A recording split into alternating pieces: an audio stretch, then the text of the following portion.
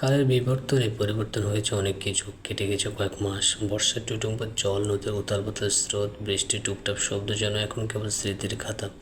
শরতের সাদা কাশফুল মাঠে আর দেখা যায় না, শিউলির গ্রাণও হারিয়ে গেছে কুয়াশার ভাঁজে। শীতের হিমেল হাওয়া, নিস্তব্ধ সকালের ধোঁয়াটে কুয়াশা কেটে গেছে অনেক আগে। এখন প্রকৃতি পেয়েছে নতুন সাজ। আগমন ঘটেছে ফাগুন রঙা বসন্তের। মাঠ জুড়ে কৃষ্ণচূড়ার আগুন লাল রং, পথের ধারে কদমের ডালে নতুন কুড়ি রুকি, বকুল ফুলের মিষ্টি গন্ধে ভরে গেছে চারিদিক। মৃদু মন্দ বাতাসে কানে বাজে কোকিলের মধুর ডাক, আর আকাশ যেন নীলচে সোনালি রঙে সেজে ওঠে প্রতি ভোরে। মধ্যরাতে যখন সবাই গভীর ঘুমে, তখন কেউ নির্ঘুম রজনী কাটিয়ে খুচরো অনুভূতির চিঠি লিখছে। প্রিয় শুকতারা, তুমি নিয়ে ভাবতে গেলেই অবাধ্য মন উতলা হয়ে যায়। ইচ্ছে করে ছুটে যাই জড়িয়ে ধরে। কিছুক্ষণ বসে রই, কিন্তু তা অসম্ভবের চেয়ে অসম্ভব। কী আছে তোমার ওই কাজল চোখে? কেন ওই চোখে তাকালে নিজেকে মাতাল লাগে, নিজের করার ইচ্ছে জাগে। ভোরের সেই শুকতারা দেখা পেলেও তুমি নামক সুখ পাখিকে দেখতে পাই না, যাকে আমি সুখ পাখি, শুকতারা আরও কত শত নামে ডাকতে ভালোবাসি। ভাবছ শুকতারা কেন রাখছি? তবে শোনো, আজকের মতো একদিন নির্ঘুম এক গভীর রাতে হঠাৎ অনুভব করলাম তুমি আমার হৃদয়ের সাথে কীভাবে যেন জড়িয়ে গেছো। চোখ বন্ধ করলেও তোমার মুখাবয়ব ভেসে ওঠে। রাস্তার পাশে জোড়াজুড়ি দেখলেও তোমার সনে ঘর বাঁধার স্বপ্ন আঁকে। গভীর রাতে হুট করে তোমার কথা ভেবে ঘুম ভেঙে যায়। কোনো কিছুতে মন স্থির করতে পারি না, ঘুমাতে পারি না। প্রথমে মানতে চাইনি, কিন্তু হৃদয় তো আর মেনে বসেছিল। আর নিজের হৃদয়ের সাথে বোঝাপড়া করে বুঝলাম, হৃদয়ের অনুভূতি কখনো মিথ্যা বলে না। হুট করে মনে আসলো তোমায় কি বলে ডাকবো, ভেবেও যখন পেলাম না, তখন ভোরের আকাশের দিকে তাকালাম, দেখলাম জল করছে শুকতারা। সেই থেকে তোমায় শুকতারা ডাকি, তবে সেই নাম সবার আড়ালে রাখি। তুমি আমার কাছে দূরাকাশে শুকতারার মতো। শুকতারা কেন বললাম ভাবতেই পার। মানুষ প্রিয়জনকে চাঁদের সাথে তুলনা করে, তবে আমি শুকতারার সাথে কেন করছি কেন জানো? কারণ চাঁদের গায়ে কলঙ্ক থাকে, তুমি তো নিকলঙ্ক পবিত্র ফুল। আমার ব্যক্তিগত শুকতারা জায়গা দূর থেকে দেখেও সুখ অনুভব হয়। আবার যখন দেখি না, তখন অমাবস্যা ছেয়ে যায় এ হৃদয়ে। আমি জানি তোমায় পাওয়ার সাধ্য আমার নেই, শুধু দূর থেকে দেখে যাব। একদিন হয়তো হারিয়ে ফেলবো, তারপরে তুমি আমার জীবনে নির্বাসিত শুকতারা হয়ে থাকবে আজীবন। ইতি শুকতারার আকাশ প্রেমিক। এতটুকু লিখিয়ে প্রহর দীর্ঘশ্বাস ফেলল। আজকে বড্ড তার শুকতারার কথা মনে পড়ছে, দেখতে ইচ্ছে করছে। সেই যে শ্রাবণের বিয়ে শেষ করে এলাম, আর যাওয়া হয়নি। চাইলে যেতেও পারতো, কিন্তু যা পাওয়া হবে না, চোখের সামনে দেখে লোভ বাড়ানো উচিত হবে না। সত্যা এমন কথা বললেও মন চাইছে ছুটে যেতে, তাকে এক নজর দেখে আসতে। চোখের তৃষ্ণা যে বড় তৃষ্ণা, পানির পিপাসায় যেমন গলা শুকিয়েছে, চোখের তৃষ্ণায় হৃদয় ছটফটিয়ে বেড়ায়। অনার্স শেষ হয়েছে, এখন মাস্টার্সে ভর্তি হতে হবে। চাকরির জন্য কয়েক জায়গায় আবেদন করেছে, ইন্টারভিউ দিয়েছে। দেখা যাক কী হয়। চাকরি তো সোনার হরিণ, তার ভাগ্যে আবার কয়লা ছাড়া কিছু জোটে না। যার জীবনে অন্ধকার মানায়, আলো রেখা নয়, তাই তো জীবনে সে অন্ধকারকে সঙ্গী করেছে। আলোর আশা বাদ দিয়ে নিজেকে ব্যর্থ বলে হার মেনেছে। প্রহর হাতের কলমখানা রাখলো, খাতা বন্ধ করে চেয়ার ছেড়ে সবে উঠতে যাবে, তখন পিছনে চোখ পড়ল। দাঁড়িয়ে আছে তার প্রাণপ্রিয় বন্ধু পাভেল। চোখ নিবন্ধ প্রহরের দিকে। ব্যর্থ প্রেমিকের ন্যায় রাত জেগে কী লিখছিস? ভালোবাসি বলার মুরুদ নেই, ভালোবাসছিলে কেন? এমন ভালোবাসা দেখতে আমার গা জ্বলে যায়। ভালো তো বাসতে চাইনি, মনের অজান্তে ভালোবেসে ফেলেছি। একটু থেমে প্রহর আবার বলে উঠল, ভালোবাসা অনুমতিবিহীনভাবে আসে। তীব্র অনুভূতি হৃদয় জুড়ে ভালোবাসা তৈরি করে। পাভেল এগিয়ে এলো, প্রহরকে টেনে বসলো বিছানায়, নিজেও গিয়ে বসলো তার পাশে। তারা তিনজন মিলে হোস্টেলে একটা রুমে থাকে, আর একজন আছে, সে এখন গভীর ঘুমে। পাভেল প্রহরকে ঘুমাতে ইশারা করলো। প্রহর শুরুতে সে বলল, পাওয়া না পাওয়া পরের হিসাব, আগে অনুভূতি ব্যক্ত করে দেখো। হতেও পারে সে চাইলে হবে। পরিবারের সবাই আছে, তাদের অপছন্দের হতে চাই না। তাদের মতামত দেওয়া আছে অনেক আগে, সেই হিসেবে তাকে কেউ মনের কাছে বন্দি করতে চায়। আমি মাঝখানে এসে সব শেষ করে দিতে চাই না। পাবেল অসন্তোষ হলো, কিছুটা কপট রেগে বলল, অন্যের কথা ভাবলে ভালোবাসার মানুষকে কখনোই পাবি না। মানুষ বলে ভালোবাসায় স্বার্থ থাকতে নেই, কিন্তু আমি বলি ভালোবাসায় স্বার্থ থাকতে হয়। সে ভালোবাসার মানুষটাকে পাওয়ার স্বার্থ। বুঝি না তোর এত কিসের বাধ্যবাধকতা। পাবেলের কথা প্রহর হাসলো, কাঁথা টেনে নিয়ে চলন্ত ফ্যানের দিকে তাকিয়ে বলল, তুইও তো দেখি তার মতো কথা বলছিস। কেউ সোনা রেখে কেন কয়লাকে বেছে নিবে? কেউ কেনই বা সুপাত্র থাকতে আমার মতো বেকারের হাতে মেয়ে দিবে? পাবেল নিশ্চুপ থাকলো এবার। এ কথা যথার্থ বটে। খানিক চুপ থেকে সে গাঢ় স্বরে বলে উঠল, কেউ পেয়েও হারানোর ভয়ে সেটিয়ে থাকে, কেউ বা পাবে না ভেবে দূরত্ব বাড়ায়। পাশে থেকে আসিফ আড়মোড়া দিয়ে উঠল, চোখ খুলে তাদের স্বল্প কথা শুনে জবাব দিল, তুই ভয় পাবি কেন? হিমি তোকে ভীষণ ভালোবাসে। আজ বললেই আজও চলে আসবে। বড়লোক বাবার একমাত্র মেয়ে, সব কিছু তুই পাবি। পাবেল হাসলো। প্রহরে নিশ্চুপ হয়ে শুয়ে আছে। তার হাসি অন্ধকারে দৃষ্টিগোচর হলো না। দৃষ্টির আড়ালে কত কিছু থাকে। সব হাসিতে কি আর আনন্দ থাকে? কিছু হাসি বিষাদেরও হতে পারে। বেকারদের কপালে বড়লোক বাবার মেয়ে প্রেমিকা হিসেবে জুটলেও জীবনসঙ্গী হিসেবে ভাগ্যে জোটে না। এতটুকু বলে পাবেল কাঁথা গায়ে জড়ালো। প্রহর চোখ বন্ধ করেছে। আসিফ তাকিয়ে রইল। একটু পরে সেও চোখ বুঝল। ঘুমের রাজ্যে পাড়ে জমানো নিশাচর পাখিরা আকাশে উড়ে বেড়াতে লাগলো। নিস্তব্ধ রজনী কেটে গেল নির্বিশেষে।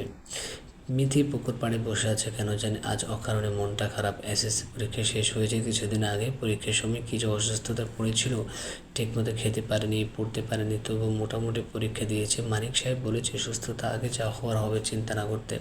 কারো পায়ের আওয়াজে মিথি পিছনে তাকালো। শার্লিন আর নবনী এসে পাশে বসলো। নবনীর মিথির গোমড়া মুখ দেখে জিজ্ঞেস করলো, কী রে, কী হয়েছে, মন খারাপ কেন? মিথির কানে কথা পৌঁছালো কিনা জানি না, তার উত্তর না পেয়ে শার্লিন মজার ছলে বলল, মিথির না হওয়ার স্বামীর দুঃখে মনমরা হয়ে গেছে, বেচারিকে নিতে আসে না বলে। মিথি এবার না চাইতেও হাসলো। শার্লিন তো এই চেয়েছিল। নবনী কিছু বলার আগে মিথি জানতে চাইল, তোমার বিয়ে কবে বলো তো? কতদিন বিয়ে খাইনি। নবনী দাঁত বাহির করে বলল, ওর বিয়ে বা তোর বিয়ে খাওয়ার জন্য তৈরি হয়, নিজের বিয়ের নিজে খাওয়ার অনুভূতি দেখবি। মিথি বুঝলো না। চোখ ফিরে চিন্তা করে জানতে চাইল, মানে মানে সময় হলে বুঝবি। সেই সময় খুব শিগগিরই আসবে। শার্লিন কপালে ভাঁজ ফেলল। ভাবুক হয়ে খানিক ভাবতে হয়তো কিছুটা আঁচ পড়তে পারলো। তার মুখের আদল পরিবর্তন হয়ে গেল। ভালোর মাঝেও খারাপ কিছু হতে চলেছে। তবে ভাগ্য বড় বেইমান, যার ভালোর অভাব নেই তাকে আরও ভালো ঢেলে দেয়, আর যার দুঃখের শেষ নেই তাকে আরও দুঃখের সাগরে ডুবিয়ে দেয়। সুচরিতা বেগম দুপুরে খাওয়া শেষ করে সবে ঘরে এলো। সোয়েমান দেওয়ান বিছানায় গায়ে এলিয়ে চোখ বন্ধ করে শুয়েছিল। স্ত্রীকে দেখে চোখ খুলে বলল, পিয়েসের বিয়ে নিয়ে কিছু ভাবছ? সময় তো হলো, এখন তো বিয়েটা দিয়ে দেবো। সুচরিতা বেগম স্বামীর পাশে বসে বিছানার চাদর ঠিক করতে করতে উত্তর দিল, আব্বার সাথে কথা বলেন আগে, তারপর মানিকের সাথে কথা আলোচনা করি সবাই মিলে। পিয়েস কি রাজি হবে? হবে না কেন? সে তো আগে থেকে জানে। অমত থাকলে বলতো। একদিন মন বুঝছি যে চুপ ছিল। মানে রাজি নিশ্চয়ই। সুলেমানের কথা বললো না, চুপচাপ বিছানা থেকে উঠে পড়লো। আজকে বড় পুকুরের দিকে একটু যেতে হবে। পুকুরে মাছ ধরে বাজারে নিয়ে সেসব কথা বলতে হবে। মিথি এখন ফ্রি, পড়াশোনা নেই, স্কুল নেই। আপা, তোমার তোমার এখন ভালো, আমাকে শুধু একা পড়তে হবে। আমাকে বলো না, আজ পড়াবো না। রীতি হ্যান কথা শুনে মিথি বলল, না না, তুই পড়তে বস, কয়দিন পর অর্ধবার্ষিক পরীক্ষা, চাচি আমার ডাকছে, তাড়াতাড়ি চাপ, পড়া শেষ করে আসবি। রীতি মন খারাপ করে চলে গেল। মিথি তার দিকে চেয়ে হাসছে আর ভাবছে, পড়া চোরের মতো আর কেউ নেই। পড়ার ভয় এই বয়সে বিয়ে করতে চায়। বিয়ে কত মজা লিলিবাবু বলে তাও বোঝে না সে। মানিক সাহেব আজ এখনও বাড়ি ফিরেনি। আজ একটু রাত হবে, সকালে বলে বেরিয়েছে। মোহনিয়া বেগম রান্না করেছিল। মিথি গিয়ে মায়ের পাশে বসলো। আম্মা, কী রাঁধছো? তোর পছন্দের শুটকি মাছ ভুনা, শীতলের তরকারি। মিথি শুটকির নাম শুনলে খুশি হয়, আজ কেন যেন খুশি হলো না। উত্তরবঙ্গের বিখ্যাত খাবার শীতল, অনেক মজা। মিথির চুল পড়া থেকে উঠে আসলো, কিছু ভালো লাগছে না। রাতে মিঠুই বাড়িতে গেল। শমশের দেওয়ান ডেকেছে। গান ঘরের দিকে যেতে থেমে গেল। প্রহরের ঘর থেকে কিছু পড়ার শব্দ আসলো। সামনে গিয়ে পিছনে ফেলে দরজা বন্ধ। প্রহর ভাই নেই, তবে ঘরে গিয়ে জানার আগ্রহে দরজায় হাত দিল। দরজা খুলে গেল। তখনই ভেতরে ঢুকলো, কিন্তু কেউ নেই। আশেপাশে চোখ বোলালো, দেখতে পেল একটি বিড়াল মিয়াও মিয়াও করছে। তার মানে বিড়ালই কিছু ফেলেছে। এই ঘর তো বন্ধ থাকে, তাহলে খুললো গিয়ে, না দেরি হচ্ছে, যাই বলে পাড়াতে গেলে কিছু একটা নজরে পড়লো। টেবিলের পাশে অবহেলায় পড়ে আছে একটা ডায়েরি। মিত্তি হাতে নিল, উল্টে পাল্টে কিছুই পেল না। শেষ পৃষ্ঠে শুধু লেখা, আমার গল্পের শেষ পৃষ্ঠে তোমাকে পাওয়া হবে না। এই ডায়েরির পাতার মতো আমার পুরো জীবন ফাঁকা রবে যে আজীবন। খুব কি ক্ষতি হতো তুমি যদি আমার গল্পের ভূমিকা এবং উপসংহারেও রয়ে যেতে। এতটুকু পড়ে মিথের হৃদয়ে অদ্ভুত অনুভূতি হলো। শব্দগুলো ছোট, তবে অর্থ বড় ভয়াবহ। কার জন্য লেখা সে জানে না, তবে কেন যেন নিজের মনে হলো শব্দগুলো কি একটা নেশা আছে শব্দের অর্থের মাঝে। ডায়েরিটা আনমনে রাখলো। হঠাৎ কিছু মাথায় আসতে ডায়েরির শেষ পৃষ্ঠা আবার খুললো। হ্যাঁ, যা ভেবেছিল তাই। লেখাগুলো কেমন পরিচিত লাগছে। এমন লেখার চিরকুট তো চুরির সাথে ছিল। এটা প্রায় ভুলে বসেছিল। সত্যি মিল কিনা তা জানার জন্য ডায়েরির শেষ পৃষ্ঠাতে ছেড়ে নিল। কেউ যেন না দেখে, তাই ওনার আড়ালে লুকালো। ট্রেন চলছে দুরন্ত পথে, ঝকঝক শব্দে মুখরিত করছে পরিবেশ। বাতাসহীন গুমট পরিস্থিতি। ট্রেনের দোলায় দুলছে কামরা। কেউ প্রিয়জনের মাথায় কাঁথা রেখে ঘুমোচ্ছে, কেউ বা বই পড়ছে, আবার কেউ স্ত্রীর চোখে চেয়ে আছে। ট্রেনের গতির প্রতিক্রিয়া রেল লাইনের মতো অনেক মানুষের জীবন পিছিয়ে চলে যায়, তবে সহ্য করে থাকতে হয়। জানালা দিয়ে বসন্তের সৌন্দর্য বহনকারী ফুল, লাল কৃষ্ণচূড়ার দেখা মিলছে। মনে পড়ল একজনের কৃষ্ণচূড়া অনেক পছন্দ। তার কি পছন্দের শেষ আছে? শরতের শিউরি, বসন্তের কৃষ্ণচূড়া, বর্ষার কদম সবে তার প্রিয়। আর সে গোটা মানুষটা আমার প্রিয়। আসলে ঋতুর সঙ্গে সঙ্গে তার পছন্দের তালিকাও বদলায়, অথচ বদলায় না আমার অনুভূতি। ঋতু বদলায়, ফুল ফুটে ঝরে, ট্রেন ছুটে যায়, কিন্তু আমার ভালোবাসা থেমে থাকে এক জায়গায়, একজনের প্রতি, যাকে হারিয়ে ফেলা অনিবার্য বিষয়। মন বলে সব কিছুর পেছনে ফেলে তোয়াক্কা না করে লড়াই করে পর মুহূর্তে মনে পড়ে, আমি কি সত্যি স্বার্থপর হতে রাজি? প্রহরের জানালা থেকে চোখ ফেরালো। একটু পর তার স্টেশন আসবে, গন্তব্য শেষ হবে, নেমে যাবে। পথের গন্তব্য শেষ হলেও কি তখনই এক আধবুড়ো লোক সামনের সিটে বসা ছিল। জিজ্ঞেস করলো, কোন জায়গায় নামবে? প্রহর মাথা উড়ালো। প্রথমে খেয়াল করেনি, তাই আরেকবার জিজ্ঞেস করে উত্তর দিল, যে আমি বিরামপুর স্টেশনে নামবো। ও আচ্ছা, আমি নামবো একেবারে দিনাজপুরে। বিরামপুরে? কোথায় তোমার বাসা? ওখানে আমার ভাইয়ের বাড়ি। বিরামপুর উপজেলা হলে অনেকটা দূরের গ্রাম আমার বাড়ি। বলতে গিয়েও থামলো। তার কি আছে বাড়ি? কোথায় তার বাড়ি? নিজ বাড়ি বলতে কি বোঝায়? তা কি আছে? লোকটা অন্যমনস্ক হলো। আরেকজনকে জিজ্ঞেস করলো সে কোথায় নামবে। পরবর্তীপুর স্টেশনে বললো। প্রহর শুনছে তাদের কথা। লোকটা তাকে আর কিছু জিজ্ঞেস করলো না। ট্রেন চললো নিজ গতিতে। প্রায় 10 মিনিট পর বিরামপুর স্টেশন ট্রেন থামলো। সকাল 8টার ট্রেনে চড়েছিল, এখন 4টায় এসে নামিয়ে দিল। প্রহর নিজের ব্যাগ নিয়ে নেমে পড়লো। নেমে আশেপাশে তাকালো। স্টেশনের একপাশে শান বাঁধানো সাইনবোর্ডে লেখা বিরামপুর স্টেশন। ময়লা জমে গেছে সাইনবোর্ডে, সেটা একটা ছেলে পরিষ্কার করছে। তখন ফোন বেজে উঠলে মনে স্থির ভাঙলো। পকেট থেকে ফোনটা বাইর করে দেখলো পাবেল ফোন করেছে। রিসিভ করতে জানতে চাইলো পৌঁছালাম কিনা, আর বাড়ি গেলে যেন ফোন করে জানে। পাবেল ছেলেটা বেশ ভালো, দায়িত্বশীল এবং কিছুটা তারই মতো। তবে তার বাবা মা আছে, নেই শুধু সম্পদ আর টাকা পয়সার ছড়াছড়ি। মিল একদিক দিয়ে ভালোবাসে মানুষকে না পাওয়ার অনিশ্চয়তা। তার বাবা মাও অনেক ভালো। একবার গেছিলাম পাবেলের বাড়ি টাঙ্গাইল মধুপুরে। সেই গ্রামের সৌন্দর্য বর্ণনা করেও শেষ হবে না। আসিফ বড়লোক বাবার ছেলে, তবে তার ব্যবহার নম্র, ভদ্র, হাসি খুশিও বটে। তবে সে বাস্তবতা কম বুঝে, কারণ সে বাস্তবতার পরিস্থিতিতে কখনো পড়েনি। তার বাড়ি কিশোরগঞ্জ সদরে। তার বাবা সেখানকার মেয়র। তাদের 3 জনের বন্ধুত্ব বেশ জমজমাট। সে 5 বছর একসাথে থাকছে 3 জনে। ও বাড়ি থেকে কিছু সময় আগে পিএস ফোন করেছিল, সে নিতে আসতে চাইলে প্রহর মানা করে দেয়। নিজ গন্তব্যে একা চলাই ভালো। কংক্রিটের রাস্তা অনেকে পার করে দিতে পারে, যে জীবনের রাস্তা তো নিজেকেই পার করতে হবে। প্রহর স্টেশন থেকে রিক্সা করে অটো স্ট্যান্ডে এসে অটোতে উঠল বাড়ির উদ্দেশ্যে। এখন খুব একটা গরম লাগছে না। গ্রামের দিক যেতে মন ভরপুরে হলো।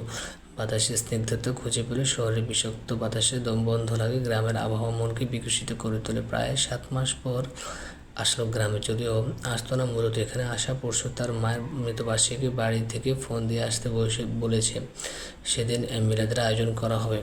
অটো থেকে নামতে বাজারে সোলাইমান দেওয়ানের সঙ্গে দেখা, তিনি প্রহরকে দেখে হেসে ফেললো। প্রহর জিজ্ঞেস করলো, কেমন আছেন মামা? ভালো আছে বাবা, তুই কেমন আছিস? তোর মামিমা তোর অপেক্ষায় আছে, দেখ আমারও বাজারে পাঠিয়েছে তোর পছন্দের সব জিনিস নিতে। প্রহর জবাব দিয়ে হাসলো, মানুষটা তাকে কত ভালোবাসে। নানির পরে ভালোবাসে মামি মার থেকে পেয়েছি।